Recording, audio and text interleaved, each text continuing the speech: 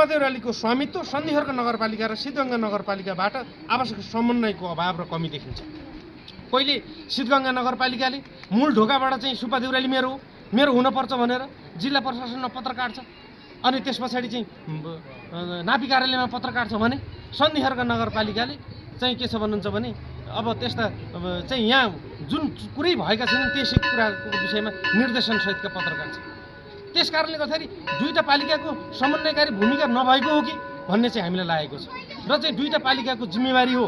यो हामीले हिजो परापूर्वकालदेखि चाहिँ के छ भन्नुहुन्छ भने चलाउँदै आएको मन्दिर हो। अहिलेसम्म यहाँका हामी स्थानीय वासीले सन्धिखर्क नगरपालिका वडा नम्बर 7 अन्तर्गतका साबिकका 1 र 9 नम्बरका चाहिँ यो वडाले चाहिँ यसको व्यवस्थापन गर्ने, सिद्धगङ्गा नगरपालिका वडा नम्बर 6 र 7ले चाहिँ व्यवस्थापन गर्ने भनेर हाम्रो आधा सन्धिखर्कको आधा सिद्धगङ्गाको भन्ने आम बुझाइ हामी यहाँका स्थानीयमा छ। हामी स्थानीयमा कुनै टुटफुट छैन, कुनै हामीमा त्यस्तो तानातान मानामान छैन। तर यहाँ चाहिँ स्थानीय सरकारहरू अनि चाहिँ यहाँ बुद्धिजीवी व्यक्तिहरू विभिन्न चाहिँ के छ भने युट्युबे पत्रकारहरूले यसका विषयमा हाम्रो चाहिँ अस्मिता र चाहिँ हाम्रो मेलमिलापलाई तोड्न खाले चाहिँ त्यस्ता समाचार भ्रामक समाचारहरू ल्याइदिएर अनि त्यस पछाडि चाहिँ यहाँको अवस्थालाई अस्तव्यस्त गर्ने काम पनि भएको छ। त्यस कारणले यस्ता कुराहरू अविलम्ब चाहिँ के छ भने रोकिनको निम्ति र चाहिँ यसका काममा भोलि स्थानीय पालिकाहरू यसको मतियार बनेर भोलि चाहिँ विवादित कार्य गरेर अनि त्यस पछाडि चाहिँ यहाँका जनताहरूलाई लडाउने काम नहोस्।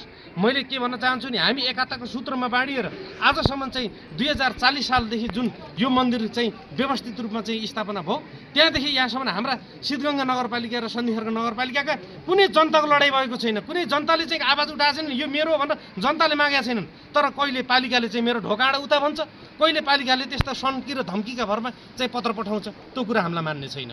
तसर्थ हाम्रो यहाँको स्थानीयको प्राइभेसीको कुरा पनि हो, स्थानीयको संस्कार संस्कृति चलन चला परम्पराको कुरा पनि हो।